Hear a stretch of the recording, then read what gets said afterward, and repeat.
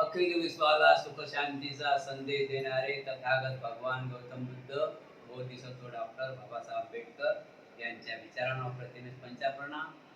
आज नालंदा बुद्ध विहार विपश्यना केंद्र सेक्टर 6 ऐरोली या ठिकाणचे संस्थापक अध्यक्ष पूजनीय भदंत ज्योतिरत्न महाथेरो रात्री 3:30 वाजता त्यांचं निधन झालेलं आहे 6 तारखेला आणि त्यांचा कार्यक्रम पुढे ढकलण्यात आलेला आहे. तरी आपण सर्वांनी नालंदा बुद्ध विहार कृष्ण गदिगा या माध्यमातून आपण त्यांना आदरांजली अर्पण करायचं आहे. 2 मिनिट सर्वांनी उभं राहायचं आहे आणि नंतर आपण प्रश्नाला सुरू करू. 2 मिनिट सर्वांनी उभं राहायचं.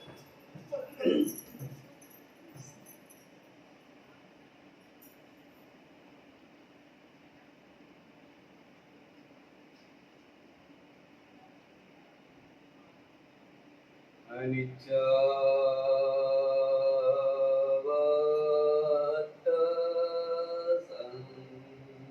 संखारा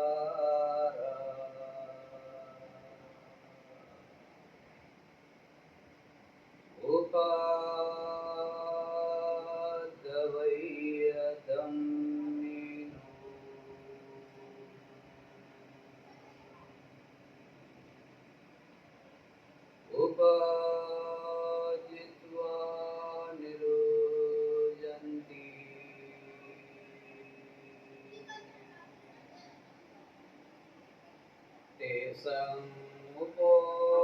समो सुखो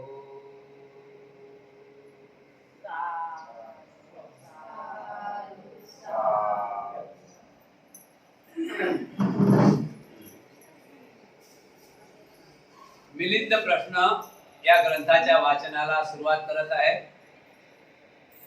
विषय चांगला आहे.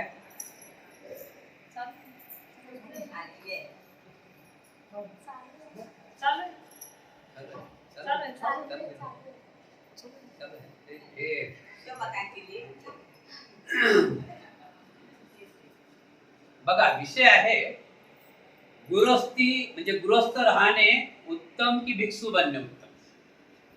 गृहस्थ म्हणजे तुम्ही गृहस्थ राहणे उत्तम की भिक्षू बनणे उत्तम हा विषय आहे.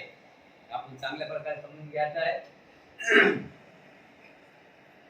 महाराज म्हणतात बनते नाक्षण भगवंतांनी असे सांगितले आहे की हे भिक्षूंनो गृहस्थ असो की भिक्षू असो पण नियमानुसार योग्य मार्गाने चालणाराची मी स्तुती करतो.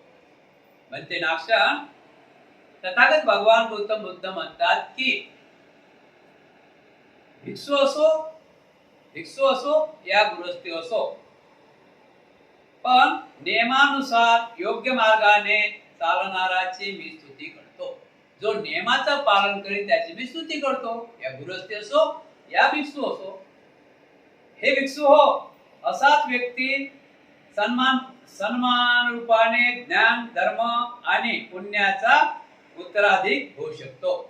जो धम्माचं आचरण करेल तोच व्यक्ती सर्वांना सन्मानित वाटते. तोच व्यक्ती ज्ञान प्राप्त करतो. तोच व्यक्ती धम्माला धरून चालतो.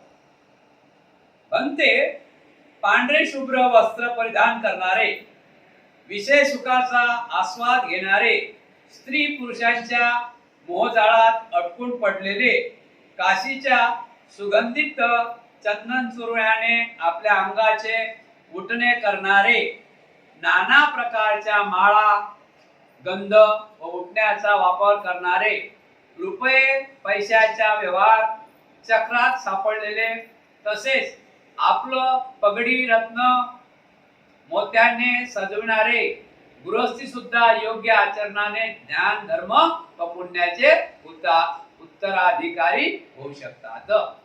आणि आपल्या डोक्याचे मुंडन करणारे केवळ काष्य वस्त्र धारण करणारे भिक्षेवर आपले जीवन निर्वाह करणारे 4 शील समूहाचे पालन करणारे तसेच 13 धुक्त गुणानुसार राहणारे प्रवचित भिक्षू सुद्धा योग्य आचरणाने ज्ञान धर्म आणि पुण्याचे उत्तराधिकारी होऊ शकतात. बनते गृहस्थ आणि भिक्षू याच्यात फरक काय राहिला? असे जर तप करणे व्यर्थ आहे, भिक्षू होण्यात काहीच सारस्य नाही. भिक्षापदाचे पालन केल्याने काहीच फलप्राप्ती होत नाही.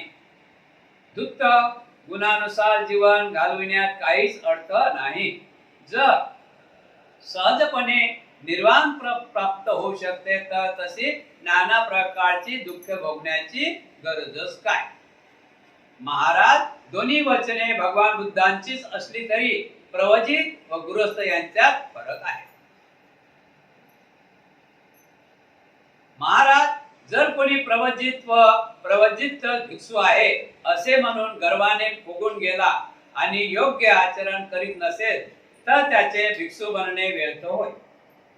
त्यांनी कितीही ज्ञान प्राप्त केले असले तरी त्याला काहीच फळप्राप्ती होणार नाही. त्याचे प्रयत्न व्यर्थ समजावे. यात पांढरे शुभ्र वस्त्र परिधान करणाऱ्याचा प्रयत्नच उद्भवत नाही.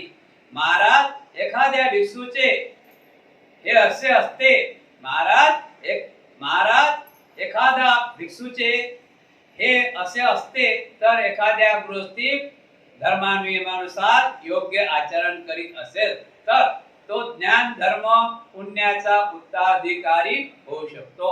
महाराज, एखादा प्रवचित भिक्षू देखील धर्माच्या नियमानुसार आचरण करून ज्ञान धर्म व पुण्याचा उत्तराधिकारी होऊ शकतात. प्रश्न येथे कोणते जीवन जगतो हा नसून कसे जीवन जगतो हा आहे. महाराज, असे असले तरी भिक्षू हाच अधिपती आहे. प्रवचित अनेक गुण आहेत, त्याचे मोजमाप करता येत नाही. प्रवज्येच्या गुणाचा अंदाजही लावता येत नाही. महाराज, ज्याप्रमाणे अच्छेद वरदान देणाऱ्या मणिरत्नाच्या गुणाचे मोलमापन करणे शक्य नाही, त्याचप्रमाणे प्रवज्येचे गुण अथांग व अगणित आहेत. प्रवचित विविध गुण आहेत, त्यांचा अंदाज लावणे अशक्य आहे. महाराज, ज्याप्रमाणे समुद्राच्या तरंगाची गणती करता येत नाही, त्याचप्रमाणे प्रवचित गुण पुष्कळ आहेत, विविध आहेत, अथांग आहेत. प्रवचेच्या गुणाचा कोणालाच अंदाज लावता येत नाही. महाराज, प्रवचित जे काही करू इच्छितो ते अत्यंत शीघ्रतापूर्वक तत्काळ पूर्ण करतो. त्यास मुळीच वेळ लागत नाही. ते का? तर महाराज, प्रवचित अपलेच्छ असतो, संतुष्ट असतो, निरागी आणि संयमी असतो. संसाराच्या धक्काधक्कीत तो कधीही पडत नाही.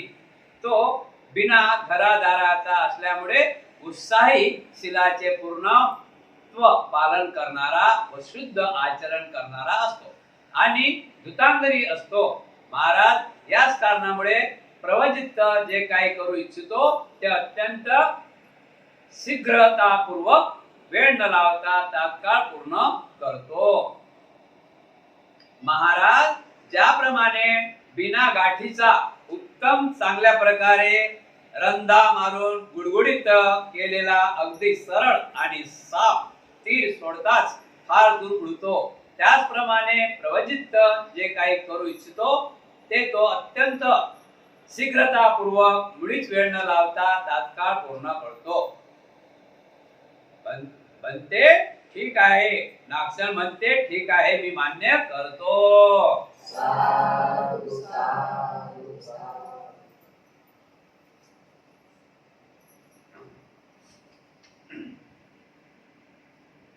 विषय खूप छान आहे. विषय आहे गृहस्थी राहणे उत्तम की भिक्षू होणे उत्तम. गृहस्थी राहणे उत्तम की भिक्षू होणे उत्तम, हा प्रश्न आहे. महाराज म्हणतात, बनते नाक्षर, तथागत भगवान गौतम बुद्ध म्हणतात, तथागत भगवान गौतम बुद्ध म्हणतात की भिक्षू हो, भिक्षू असो की गृहस्थ असो, भिक्षू असो की गृहस्थ असो, पण तो नियमाचं पालन करणार असला पाहिजे. कसं असलं पाहिजे? नियमाचं पालन करणार असलं पाहिजे, नियमानुसार चालणार असलं पाहिजे. तर तो योग्य आहे. नाही तर भिक्षू आहे, नियमाचं पालन करत नाही, ते काय अर्थ का त्याला? गृहस्थी आहे, सफेद कपडे घातले ना, आम्ही उपासक आहोत, तर नियमाचं पालन करत नाही, त्याला काय अर्थ आहे? काय नाही. बरोबर. जो नियमाचं पालन करील तो विजय ठरू शकतो, या भिक्षू असो या गृहस्थ असो. पण महाराज यातही एक फरक आहे. तो फरक कोणता? गृहस्थी एक राजा आहे, त्याच्या जो धन दौलत प्रॉपर्टी अमुक डमुक मुलं नातेवाईक नातवंड आहेत. भिक्षूला तसं आहे काय? म्हणजे उदाहरणार्थ तो 5 शिलाचं पालन करत आहे आणि भिक्षूला किती शिला आहे? 227 शिला. उपासक हा वेळेनुसार आपला विचार बदलू शकते, वेळेनुसार विचार बदलू शकते, वेळेनुसार तो विचार बदलू शकते. आज त्याला धन घ्यायचं आहे, धन घ्यायचं आहे, तो त्यात विचार लुटपारी करू शकते ना, करोडमध्ये इकडे तिकडे फेरफार करू शकते काय? करू शकते ना. भिक्खू करू शकते काय? कारण का? भिक्खूला त्याच्यापासून काहीच नाही, भिक्खूला घर नाही दार नाही काही नाही काही नाही. काय आहे भिक्खू? जिथं आराम भेटला, जिथं खायला भेटलं तिथं खाल्लं, जिथं आराम भेटला तिथं, म्हणजे याला कुठल्याच प्रकारे आशा नाही. पण गृहस्थ लोकांना माझ्या बाबाचं कसं होईल, माझे बाबा थकले, माझ्या आई वडिलांचं पालन पोषण करायला लागते, माझ्या मुलीचं लग्न करायला लागते, माझ्या मुलाचं लग्न करायला लागते, मग तो नियमाचं पालन करू शकते काय? कारण त्याच्या मागच जबाबदारी आहे, त्याच्या माग जबाबदारी आहे. भिक्षेच्या माग जबाबदारी आहे काय?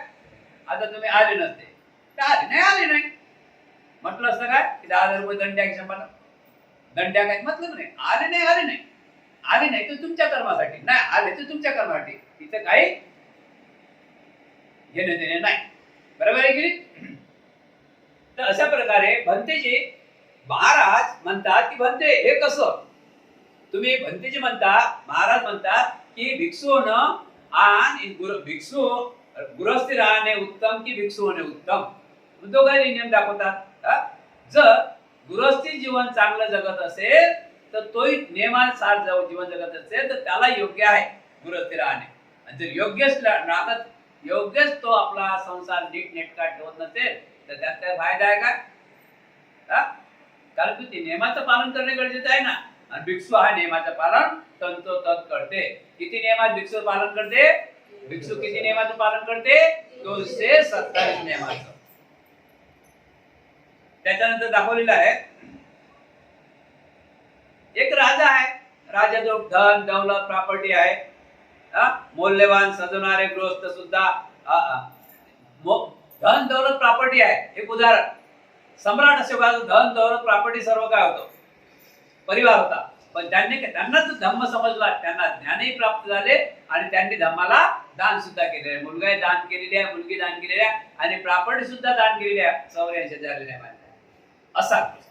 म्हणजे गृहस्थ जीवनामधूनही साध्य करू शकता, ज्ञान साध्य करू शकता गृहस्थ जीवनामधूनही. बुद्ध म्हणतात गृहस्थी जरी असला तरी तो नियमाचं पालन करील तो त्याची इच्छा साध्य करू शकते. जर तो नियमाचं पालन करणार नाही तर त्याला काय अर्थ उरत नाही. तसाच भिक्खू आहे की भिक्खूला काहीच घेणं नाही. भिक्खूला घर नाही दार नाही माया नाही ममता नाही काही नाही काही नाही. माया ममता म्हणजे कोणी रडणार नाही. आता आपण आजची परिस्थिती बघितली बघा कुठं आहेत, आपणच सर्व त्यांच्या बरोबर आहे की नाही. तशा प्रकारे भिक्खू हा 200 नियमाचं पालन करते. तंतोतंत गृहस्थानं नियमाचं पालन होत नाही. म्हणून ते जे बोलतील ते साध्य केल्याशिवाय राहत नाही. हाच फरक आहे गृहस्थी जीवनाचा आणि भिक्षू जीवनाचा. काय फरक आहे? भिक्षू जीवनामध्ये 200 नियमात 227 नियमाचं पालन करते ते भिक्षू, तो पालन करते म्हणून त्याला ज्ञान प्राप्त होते, पुण्य फळ प्राप्त होते. आणि उपासकाला ते साध्य होते. ते कधी मध्ये फेरबदल करू शकतात. काऊन की लोभ आहे, त्यांना कुटुंब आहे, त्यांना सर्व बघावं लागते. अशा प्रकारे भिक्षू आणि गृहस्थेमधला फरक दाखवलेला आहे.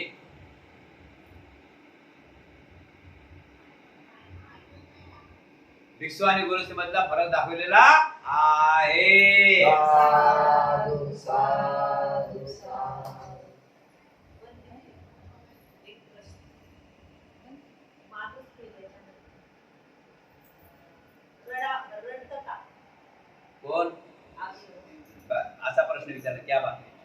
त्यासाठी जाता. माणूस गेल्यानंतर तुम्ही रडता का? तुम्ही त्या माणसासाठी रडत नाही. तुम्ही त्या माणसासाठी रडत नाही. बघा, आपण आपण आपल्या जीवनामध्ये बघतो की काही काही मुलं असे आहेत की ते घरातल्या कामाचे दाराच्या कामाचे नाही, टपोरी आले फक्त खातात पितात, इन केले दिग निघाला. म्हणजे घरात त्याचा 10 रुपयाचा आसरा नाही. हा, आणि खाना पिना तिकडे मौज मस्ती करणार, आला की घरात रुबाब, बाहेर रुबाब करते, घरात रुबाब करते. अशा बऱ्याच आईच्या तोंडातून मी ऐकलं आहे की हा लहानपणी मेला असता तर पोरला. समजलं? मग आता रड कशाच्या येत की जो गुण आहे, जो गुणी आहे त्याचा रड येते. त्या व्यक्तीचा रड येत नाही, त्याच्या गुणाचा रड येते. आणि म्हणूनच भगवान बुद्धा धम्मामध्ये सांगितलेलं आहे, अनिच्यावत संखारा उपादवय धम्मिन उपजित्वा निरोजंती तेसम उपोसमो सुखो. उत्पन्न होणे आणि नाश पावणे आणि निसर्गाचा नियम आहे. आपल्या हाती आहे का? पैसा आहे, एवढा मोठा पैसा आहे, आला का कामी? पैशाने जर असं झालं असतं तर काय नसतं झालं. पैसा काम येत नाही, आपापलं कर्म. मी नेहमी सांगतो की घड्याळात सेल कोणा टाकला? मी टाकला, हे मला माहिती आहे. पण ते कधी घड्याळ बंद पडेल हे मला सांगता येत नाही. रात्रीचे 2 वाजतील, 3 वाजतील, दिवसाचे 12 वाजतील की सकाळी 4 वाजतील, म्हणजे कधी सांगता येत नाही. कधी सांगता येत नाही. तो सेल कधी सांगता येत नाही. दुसरी गोष्ट अशी आहे की रडते कोण? दुसरी गोष्ट ऐकून घ्या. दुसरी गोष्ट रडता. तुम्ही रडता का? रडते कोण? की ज्याला 4 आरे सत्य समजलं तो रडत नाही. ज्याला 4 आरे सत्य समजलं नाही तो रडते.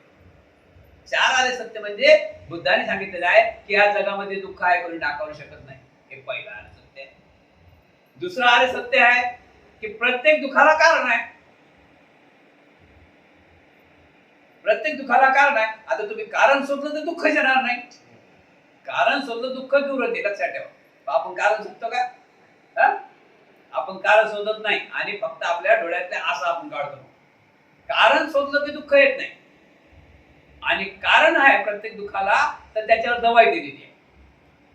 कारण आहे त्याच्यावर दवा सुद्धा आहे. प्रत्येक गोष्टीवर, प्रत्येक आजारावर दवा आहे.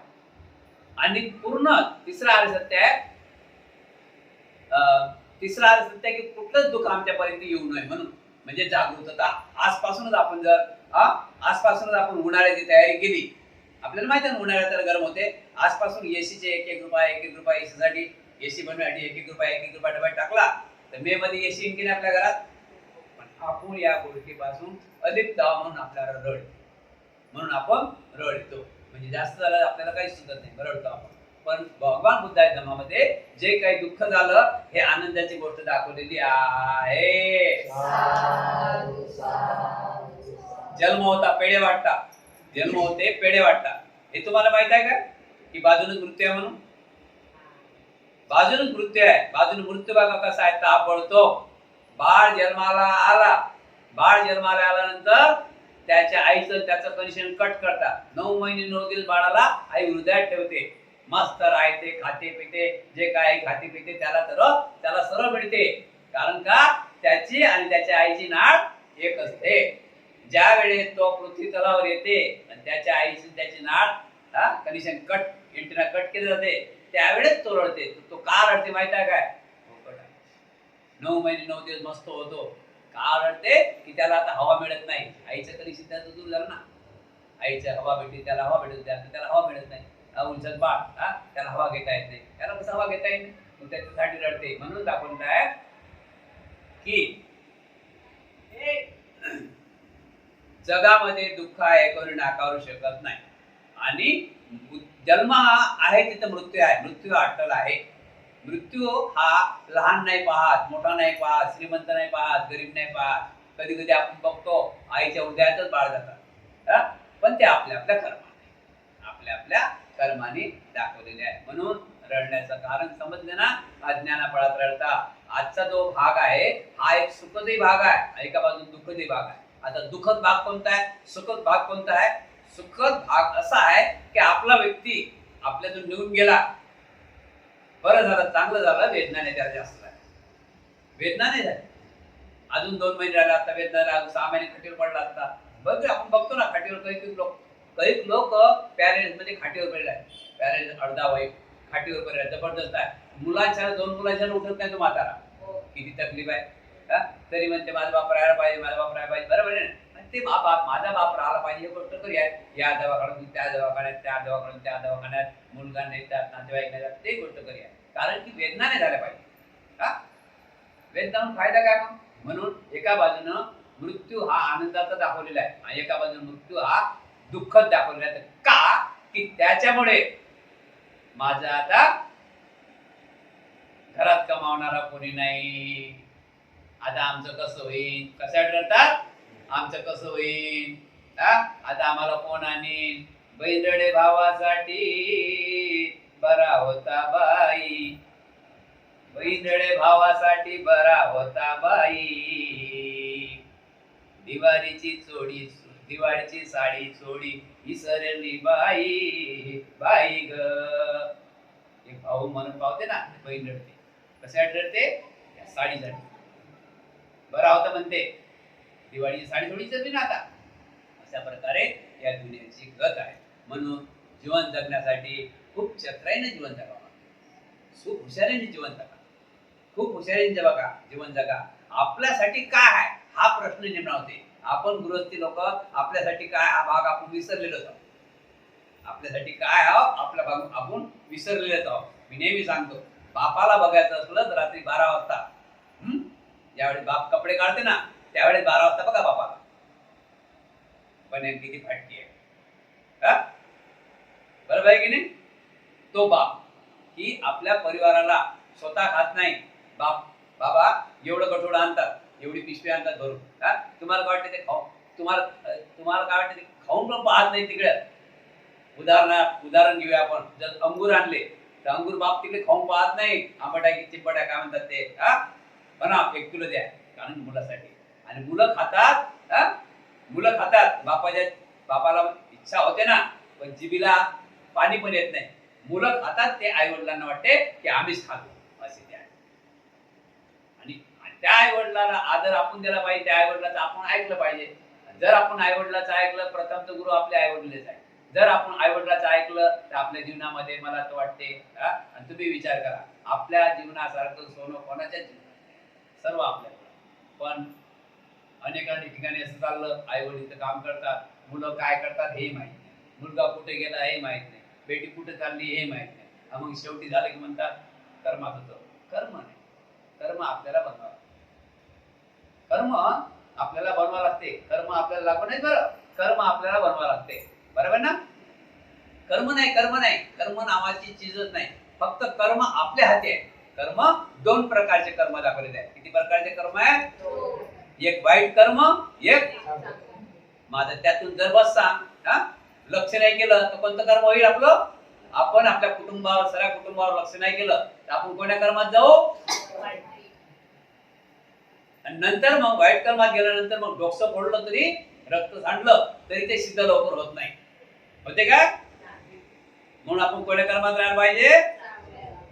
चांगल्या कर्मात राहायला पाहिजे. तर पृथ्वी तलावरली अशी कोणती वस्तू आहे काय, की असं कोणतं आहे काय की आपण नुकसान करी म्हणून? हाच तो धम्म सांगते. हाच धम्म सांगते, अत्त दीप भव. तुम्ही जर सगळ्या गोष्टीनं परिपूर्ण आहात, सही आहात, बुद्धिमान आहात, विचारवंत आहात, नियमाचं पालन करता, तर तुमचं कर्म तुमच्या डोळ्याने तुमचं नुकसान करणारं कोणीच नाही. नुकसान कोण करते? तुम्ही तुमचंच नुकसान करता. नुकसान कोण करते? तुम्ही तुमच्या हाताने नुकसान करता. मग म्हणता सून ऐकत नाही. सून कशी ऐकत नाही बेटा? बरेच ठिकाणी असं चाललं, पण तिची सून ऐकत नाही. कधी म्हणतात मुलगा बरोबर नाही. मग सगळं मुलगा बरोबर नाही. लहानचा मोठा केला आता 40-30-35 वर्षाचा मुलगा झाला, कसा बरोबर नाही? पतंगची दोरी ढिली सोडली ना ते पतंग थांबते का? जेवढी ढिली सोडली ते पतंग कुठे जात राहते. आणि नंतर जास्त वर गेली की ते पतंग कटते ना, धागा साथी राहते ना, पतंग कटून जाते. अशा प्रकारे आपल्या जीवनामध्ये तंतोतत भगवान बुद्धांनी सांगितलेला धम्म हा खरोखरच जीवन जगण्याचा मार्ग आहे. या धम्माला आपण जर धरून चाललो, हा धम्म एक आंधळ्याची काठी आहे. हा धम्म एक म्हातारपणाचा सहारा आहे. हा धम्म एक म्हातारपणाचा सहारा आहे. 4 मुलं एका बाजूनं 4 मुलं खंबीरचे खंबीर, एका बाजूला आपण पक्के धम्मामध्ये राहा. समजलं ना? अशा समजा तिकडे पाहिजे जा, फक्त ओळखत जा. एका बाजूने 4 मुलं खंबीचे खंबी, एक पैसा, एक गाड्या, एक घोड्या, एका बाजूने धम्मा आला. सगळ्या गोष्टी नका ते 4 घोड्या 4 माळ्या त्याच्यापेक्षा बापाजवळ काय आहे? ज्या बापाजवळ धम्मा आहे ते 4 गाड्या बिल्डिंग त्याच्या कामाची आहे का? ती याच्यापेक्षा मोठी आहे का धम्मापेक्षा? आता समजून जा. हे तर समजतं ना? मोठ्यानं बोलू. मग सर्वात मोठं काय आहे? फक्त धम्मा डगमग नाही पाहिजे. तुम्ही लोक पुरस्तीमध्ये डगमग होते डगमग झाला तरी माणूस फटका बसते. सत्य तर सत्य कोणी असो, सत्य ते आणि खोटं ते. म्हणून आपण धम्मा धरून चाललं पाहिजे. आज अजून 1 महिना आपला बाकी आहे. गच्च भरलं पाहिजे. तुमच्या आजूबाजूला तुम्ही सांगायचं पाहिजे. एक दिवस तू येऊन बघ, ज्या खीर आहे खिरीची चवच तुला माहित नाही. पपईचं आपण प्रवचन झालं, पपईचं चवच माहित नाही. शेवटी म्हणते मग 65 वर्ष माझे असेच गेले. जर अगोदर पपई खाल्ली असती किती चांगली असती. तर असा पश्चातापाची पाहिजे. म्हणून या विहारामध्ये आपण तर याव आपल्या मुलगा असला पाहिजे, नातवंड असले पाहिजे, मुलगी असली पाहिजे, तरच हा धम्मा हाती लागते. नाही तर तुम्ही एकटे आले धम्मा हाती लागायला लागत नाही. आता एकटे आले टाइमपास आहे. इथे एकटे आला हा टाइमपास आहे. पण लक्षात ठेवा, जो कोणी एकटे आलं हा टाइमपास आहे. इकडे घरी न बसता इथे बसा, हा टाइमपास आहे. लक्षात ठेवा, टाइमपास आहे. मी काय बोलतो, तुम्ही मी बोलतो म्हणून तुम्ही विचार करता ना. तुम्ही जर एकटे आहात ना हा टाइमपास आहे. तुमचं थोडं भलं होईल, टक्के तर तुम्हाला मिळणार, पण 100% मिळणार नाही. 25% मिळणार. कारण की समाज जागते ना. 25% 75% मिळणार नाही. जर पूर्ण 100% पाहिजे तर सर्व आपलं घरदार इथं आहे. कामाला आता संध्याकाळी कामाला चालले नाही. उदाहरण माणसं सांगते. माणसं बघा, ज्याला आवड आहे त्याला सवड आहे. ज्याला आवडच नाही त्याला सवड निर्माण करीन. आता तुमची काय म्हणतात रात पालू आहे, हे घेऊन जाणार ग्रंथ वाचा, घरात वाचा. आवड नाही ना, आवड आहे तर सवड आहे. ज्याला आवडत नाही त्याला सवड कशी निर्माण होईल? असा हा धम्मा आहे. म्हणून या धम्माची आवड झाली पाहिजे, या धम्माची गोडी लागली पाहिजे. या धम्माची गोडी लागलं म्हणजे आपलं जीवन सुखात गमावणार आहे. काही